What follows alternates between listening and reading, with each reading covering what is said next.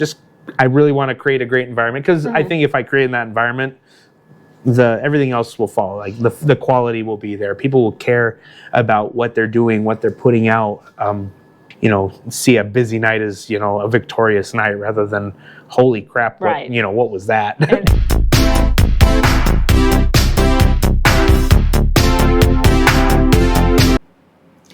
Thanks for tuning into my first episode. Let me set the stage for this one. A few weeks ago, I reached out to Mike Volsky, the owner of Four Corners Fire and Slice, one of the best restaurants here in Eureka, Montana, because they'd moved to a new location, they extended their hours, they had a much larger menu, and I noticed some quality and service issues with the restaurant. That led to a great conversation where he and I spoke about some of the challenges he was facing, and I came in to see if I could help him out. So we're going to have a conversation with Mike about some of the struggles and some of the challenges he's facing, hang out in the restaurant for a little bit, and then see what kind of recommendations we can make to help him out. I hope you enjoy the content. Stay tuned.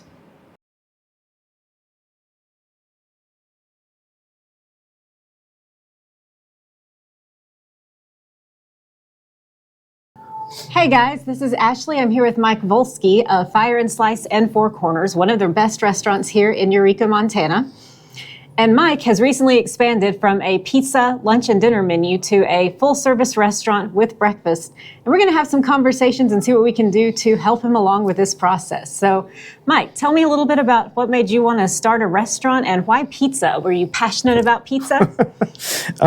I should say yes, because that would sound good. But, we live in Eureka, Montana, where there's not, or at least, 5-6 years ago, there wasn't epic amounts of opportunity. And I just left another job and looking to find a way to make a way in Eureka. And I've always been an entrepreneur. I've done real estate. I've done different things that are kind of in that area. And I wish I could say I started this company from scratch. I purchased a pizza trailer that was already established. That was kind of our start. And I could say I'm passionate about pizza now. Yeah.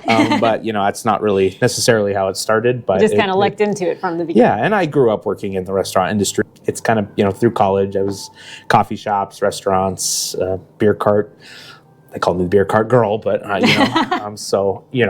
kind of been in the industry for a long time, so it was not uncomfortable for me to step in. And so you started out with a trailer, and then you've moved to bigger and bigger locations over time. So tell me about that. What was that journey like?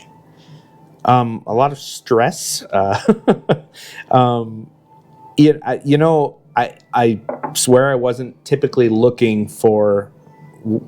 I never imagined 5 years ago that I was going to own Four Corners. Even a full service restaurant wasn't really something I was setting my sights on. We found a spot in town. It's actually what is now the Wild West Barbecue.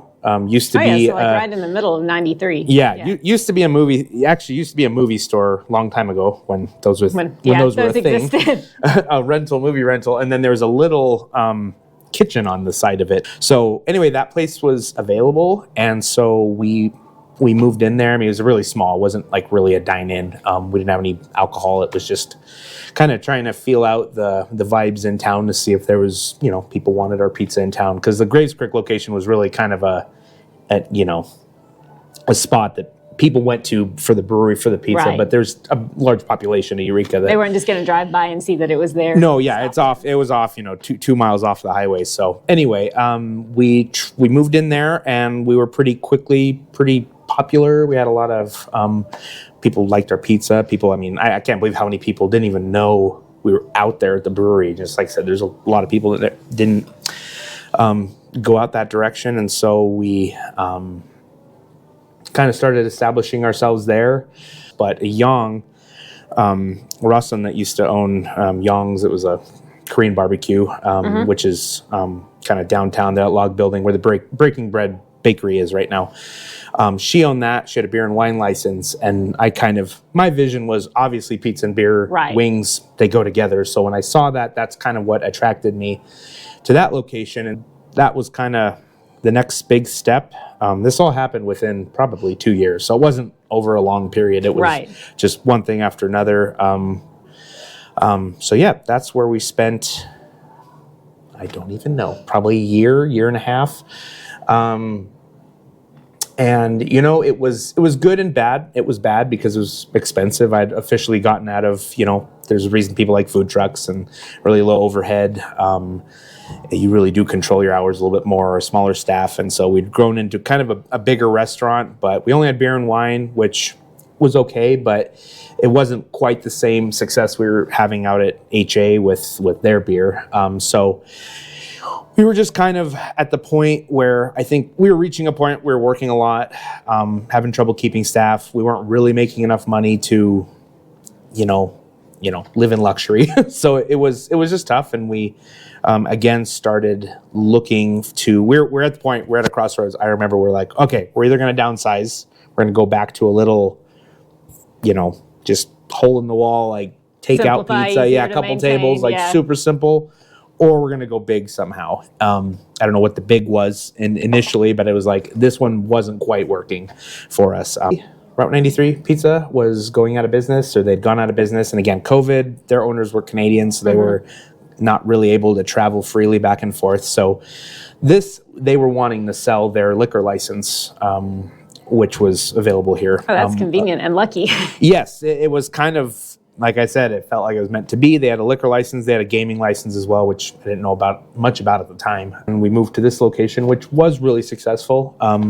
We grew a lot. Obviously, having liquor, having the gaming also really helps just pay some of those bills that it's hard to as a restaurant. Restaurants have really high costs, employees, food costs, and then COVID. So COVID made food costs went through the roof. So it was just crazy times. It was kind of hard to. Did you have to do a lot of extra stuff to also have the casino and the gaming in addition to the restaurant, or is that pretty easy to set up? So it was already established. They already had, actually, the room we're in used to be the casino. And again, I didn't know a lot about it. One of my employees that I have now, Noelle, she was already here kind of managing it for him because, again, the owners were in Canada. So we came in. She has been like beyond helpful in getting everything set up. She has a background in casino and bar management. So, and again, we started to kind of outgrow the space. And, unfortunately, I think at some point, I said we were considering going smaller, but I think COVID made that even a little bit harder because, and even now, with our economy and cost of living, like employees need paid more, food costs never quite came down. I mean, appliances is really hard to make it. So once again, it's like you almost need to be big enough, or you really need to downsize back to something very small. Not unfortunately, but we were here. This is, and so we started looking for more of a long-term real estate, I guess, is more of what we were looking for at that point. Like we don't own this building. It's leased. There's only so much space. The casino was really small. I saw a lot of potential with the casino, so I realized having a bigger casino would help pay those bills more. But we just didn't have any room to expand. Our kitchen is in our dining room. There's complaints over the years about how loud it is. Cooks getting angry and throwing pizzas against the wall. That's happened. And you got customers standing there. So there's definitely just a certain level of discomfort. Yeah. So we started looking for real estate, and Four Corners popped up. It's a big rep. Been here for I think 30 years. A staple in the community. Well-known reputation. I went there when I was really young, when it was just a kind of a truck stop and big mounds of, biscuits and gravy. So yeah, it's been there a long time. I never really wanted to step into those shoes, but we, it came together, and yeah, it's been a wild year. I was just realizing it's going to be a year at the end of March that we purchased Four Corners. Yeah. And yeah, it's been wild. We decided we wanted to keep Four Corners because of its, it's been here for so long. And I didn't really want to come in and, kill something that's been here for so long. So yeah, we did the best we could to keep it similar, but also put our own spin on it. Now I think we're turning the corner as far as the community obviously being shocked, I guess, and so that we feel like business is picking up a lot more, and we're getting a lot more positive feedback. The team's growing, but it is a very big team, and it was, I won't lie, I'm definitely in over my head as far as just managing such a large restaurant with so many employees, and it's been quite the process, and we're still kind of in the middle of it. I see kind of, I don't know if light at the end of the tunnel, but I think there's light around the corner at the end of the tunnel, and so we are making some progress. And when we took over Four Corners, we lost some of their like pillars of that place, like the owner, And that's going to happen anytime something changes. Right. Yeah. So it definitely took us a while to kind of rebuild the dynamic and the structure and the leadership, and like I said, still a work in progress. But I feel like we're definitely making progress. So. I think one of my goals as a business owner and entrepreneur in general is to add value to, the community, to people. I probably have close to 50 employees between all my businesses. And, I really take pride in that because, to me, I'm like, hey, we're providing work for, 50 families in Eureka. And so another reason probably we didn't really shut down Four Corners. We took on, I don't know, 20 plus employees when we bought the place, and most of them you could see didn't want to lose their jobs. So I think that I really love doing that. I like, again, creating value. We try to, support all these. There's a lot of fundraisers, a lot of things going on, and that's, I love. We got, I feel like I have an opportunity now to hire a lot of high school kids, which in the past I just didn't quite have the right. This was a little bit more of a bar setting, so I really like seeing. I've met a lot of kids out of high school, and I think that's really cool because again, I grew up working when I was 16, and I think it's valuable for the kids to have a place that they can go, a safe place where they can work. Learn to deal with people, especially these days. I feel, we're all in our phones and we're texting, and I think communication skills is not something that we're really encouraging for everybody. So anyway, it's good to get the kids in there and to see them grow. So now, on that note about hiring additional people and especially students, you have much longer hours now than you did at a pizza place, right? So I assume you were 9 hours before, and now you're probably, 12, 15 hours? Yeah, we open at 6 a.m. and we close at 10. So yeah, it's a 10 p.m. So yeah. So you're spanning a lot more people over a much longer period of time. What are some of the challenges you've run into doing that? Finding those staff, especially during the busy season.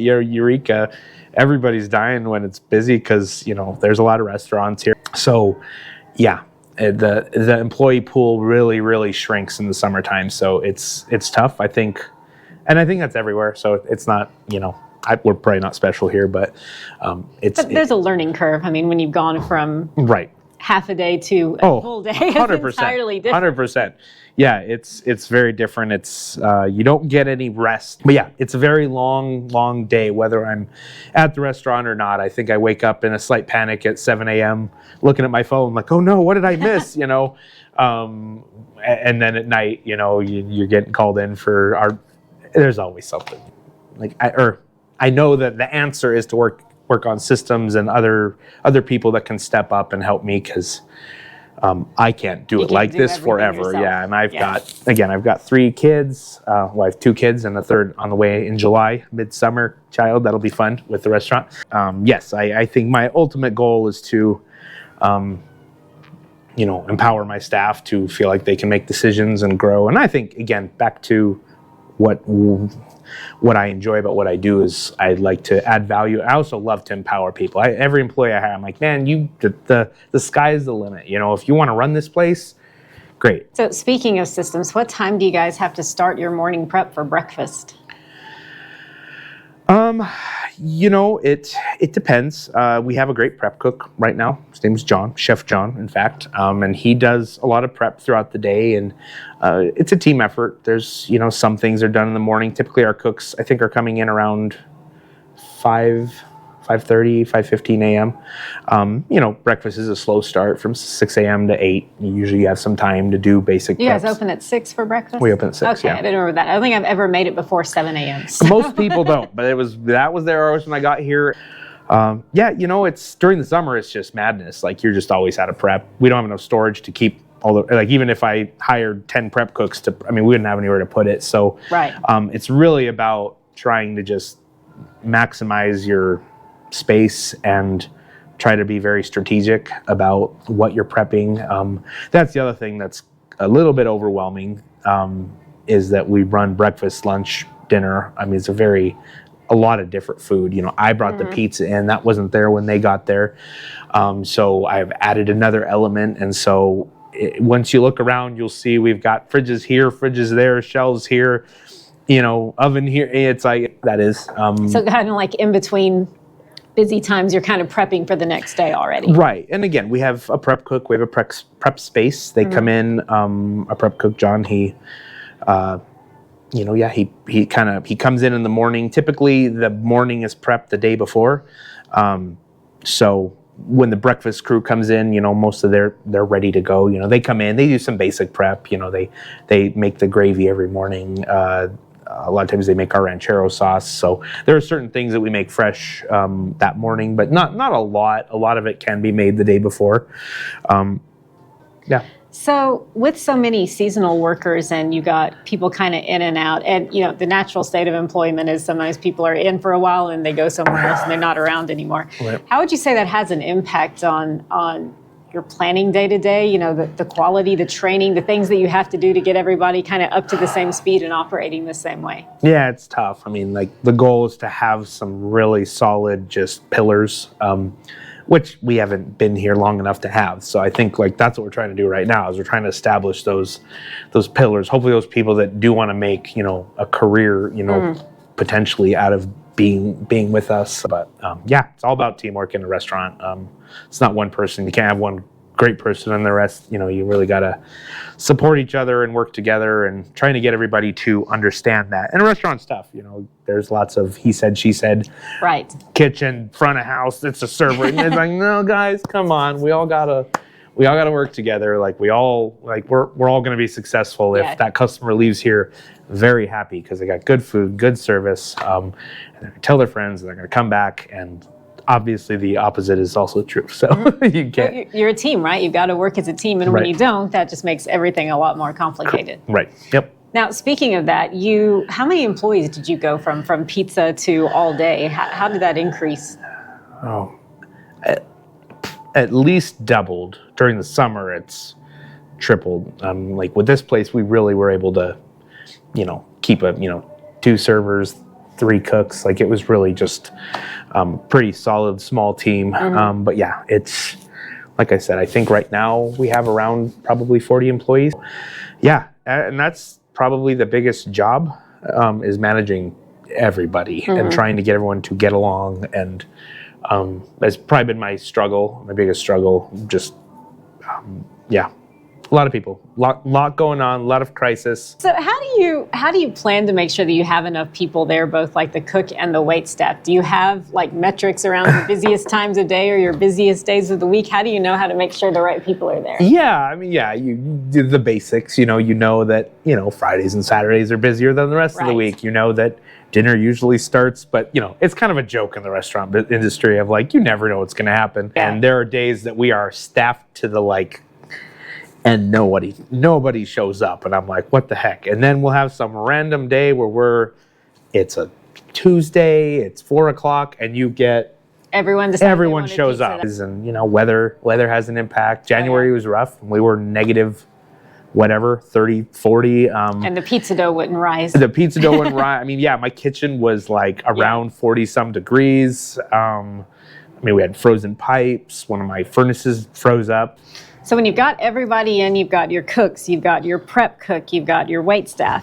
How does everybody know what they're supposed to be doing? Do they just know? Is there a whiteboard or a task list or something that they consult? How do they know what's expected of them? It's a good question. I guess it's just training. I mean, unfortunately in the restaurant industry, everything is very unpredictable. So you have general rules and, you know, sections, and in a kitchen you have people that are in charge of different areas. You know, you have a line cook, you have someone reading the tickets, you have someone making setups, you have someone running an oven, someone running saute, making pasta, you know, so you know, yeah, so I think it's just it's a training process that way. I have a cook that she's from she's cooked all over the place. She's cooked in Las Vegas, and she always yells at me about like having to, you know, everyone needs to start in the dish pit, work their way up. And I mean, I like the concept. It's really cool, and it makes people value their jobs, and it really creates a good team because you really do have someone that's worked everywhere. I really want to do a team building exercise where I'm going to have all my servers be in the kitchen, and I'm going to make them cook a meal that's going to be pretty basic, but for all the cooks that are going to be and the cooks are going to be servers, and then I'm going to invite all my family in and like people I know to come and just be the most terrible customers and I'm going to love to see them, because the cooks are all going to die, because it's tough being a server. Yeah. You just don't understand how tough it is until you're out there, and it's tough being in the kitchen when you got servers yelling at you in the window, and you got tickets that don't make sense, and it's something I want to do. Yeah, I think that's a really great idea, because it would help them become more of a team, because then they would understand the challenges that are going on both sides of that. And it's really hard to appreciate how challenging the other side of that is without having experienced it yourself like that. 100%. Yeah, it's you just don't know, and everyone seems to think it's easy. You're like, oh, they just stand there all day and cook. Oh, they just go out there and take orders. It's the restaurant, every area is difficult. I recently upgraded to a point of sale system that offers very cool analytics. We just started using it. Haven't had it over the summer yet. I'm excited to have a summer with it. But yeah, it just breaks down everything, breaks down your labor costs compared to sales. I'm sure that as you get the data, it will also help, and I'm sure it'll help with some of the craziness in the summer whenever you can look back over like a year and see you're inevitably going to have a difficult customer or something that goes wrong that somebody complains about. What kind of things do you train everyone to do when this stuff happens?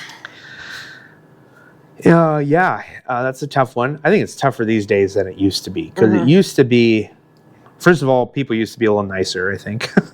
I think we as humans tend to be a little bit more entitled now, and we're used to things quick and fast, and so I think people are just a little less forgiving. Also, times are tougher, so everyone's understaffed, everyone's out of food, everyone's got to do something with their product to make it. I mean, there's just a lot of changes. Like before, I think the restaurant experience used to be just different, where you got a lot of food for a good price. It was good quality, and it's become so hard for restaurant owners to, provide that, because you've got untrained staff because you can't find staff. You had to cut back on a certain product, or maybe you can't buy a certain quality of meat anymore. It's more of an attitude of, when you're in the customer service industry, like you really have to, deal with it to a degree. You can't get in a fight with your customer. I believe that people feeling taken care of is going to help more than, it depends on who you ask, but customer service always been my thing. So we try to train our people to find help. I guess that's kind of the biggest one, because not everyone is built to deal with an angry customer. I don't even know if I'm built to deal with an angry customer. I have. So at the end of the day, we try to have our customers leave happy. We do have those people that come in that are always friendly, that are always appreciative. Even like I'll serve them. Like I've seen, like, I know they didn't get the best food because I could just see it. Right. And they're happy and it was so wonderful. I'm like, wow, you're lying, but thank you, and so you have both sides of that in the food industry. So you've talked about times where you've seen a pizza go out and you knew that it wasn't right, but the customer is fine with it. What kind of expectations do you have around, like, who's supposed to check to make sure that what's going out to the table has been put together the way that it's supposed to, and how do they watch for that? It's probably an area that we are weakest in right now, because we are missing some pieces of leadership that you might have in a restaurant. It's tough because you can only afford to keep so many people on. So like, what do you have one person that stands there? I'm like, okay, that's good. You know, I've seen any I've heard shows. of restaurants having somebody that's like, I forget the term, but they do like the garnishes and all. Yeah, it's I'm forgetting the term as well right now. Yes, so on the tip of my tongue, but yeah, it's someone that, you know, the food comes to them and they send it out the window. You know, they make sure everything's on that ticket. And that's another thing that, you know, right now we have some timing problems because I have my pizza, and that pizza is almost its own kind of department. Like we build it in another room, you'll see. But yeah, they build it in the other room, and then it's brought over, and there's got to be all this communication. And sometimes a pizza's coming out 10 minutes after the rest of the meal. That's a disaster, but it happened. You know, obviously the person that puts it in the window should be having a look at it. And there is a person generally that is plating and putting it up there. And so that person should be paying attention. The servers should be paying attention. They know what the food should look like. So, but it's scary for the servers. I laugh again. I always refer to my first job, but man, they called me some nasty names when I was 16 and scared. And so I'm not going to tell them that their food looks bad. So you know. The night's over. You're closing down. What has to be done before you can call it a night, shut down the restaurant, everybody goes home? A lot of cleaning, especially the kitchen. Kitchen, that's the toughest. I think if I were to treat my cooks, it would be to bring in a crew that actually closes the kitchen down for them. I don't know if that's good or not. You know, sometimes there's value in cleaning up after yourself and taking care of your space. But yeah, there's a lot of cleaning. You know, that kitchen gets pretty nasty as far as just grease and dropped food, and you know, it's a messy place. Especially like you come in after a really busy summer day, it's just like, whoa, lettuce everywhere. Everywhere. Restocking. That's another thing that we try to. You try to prepare the next shift. That's what I was wondering about. Is there some process to check and see like what has been prepped for the day and is it ready to go? There should be. Ideally, yes, the evening crew cleans and restocks and writes a prep list for the prep cook. You know, but cooks are resistant. You know, and every restaurant has a different process. Like bigger restaurants are going to have more people. They might have a crew, like I said, that comes and cleans the grill and the cooks just leave. Yeah. You know, when we first started, we did our own dishes. We didn't have a dishwasher. You know, we did all of our cleaning. Like there's 2 people. Like that was it. It's crazy how much we've grown. Yeah, now there's different people to do all these different pieces, and so it takes a lot of coordinating and communicating, and you know, things don't get done right, and then people are complaining, and then you gotta communicate, but you gotta keep people happy because no one likes their job these days as much as they used to. Like, you know, people don't value their jobs like it used to be because everyone's always hiring, and so I think you can always go somewhere else. You definitely have to be a little bit more, which works with my personality and how I manage people. I tend to not be very aggressive, and you know, I talk to people. Like if there's a problem, I have a very similar conversation to the one we're having, even when they screwed up big time. Right. And so not everyone's like that, you know, but you know, again, I value people, and I don't like getting yelled at. So what are your goals? What are your goals for the next 1 year or 5 year for the restaurant? What are you hoping to accomplish? Where do you want to go?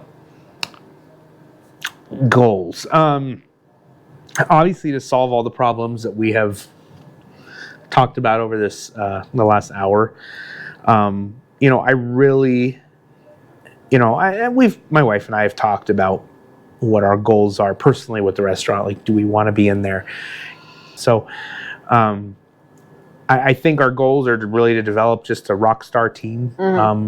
My probably a goal I have that has to do with team and employees and adding value is I want to be that place that everyone wants to come work for. Yeah. So, you know, I really want to create a great environment because I think if I create in that environment, everything else will follow. Like the quality will be there. People will care about what they're doing, what they're putting out. You know, see a busy night as, you know, a victorious night rather than holy crap, you know, what was that? And things went wrong, but we got through it. So we're gonna have a beer and celebrate and get back to it tomorrow. Like that was a long night. Things are God help us tomorrow. But you know, I think having a team that can grow through. I'll take a nice long vacation because no one will need me. And I'm like, all right. Got a great optimized smer, and now the winter's cold. There we go. We'll see you guys in the spring. You're off relaxing in the Caribbean somewhere with a drink. Yeah, but yeah. So. All right. Well, thanks for talking with me today. Yep. So I'll be showing up to the restaurant in the next couple of days, and we'll get some footage there and hang out and see how things are going and circle back with you. Awesome.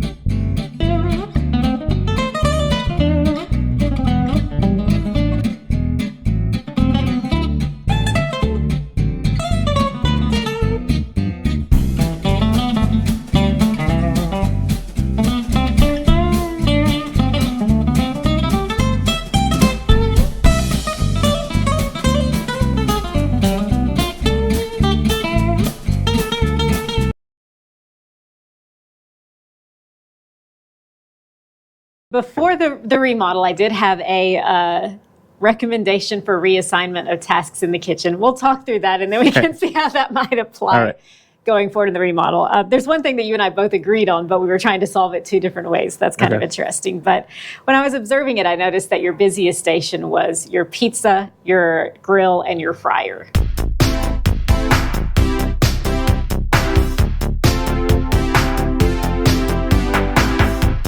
You know how nervous it makes me that I'm going to get to the end and find out that there's no actual recording on there. Hey, Mike, we have to do it again. Right.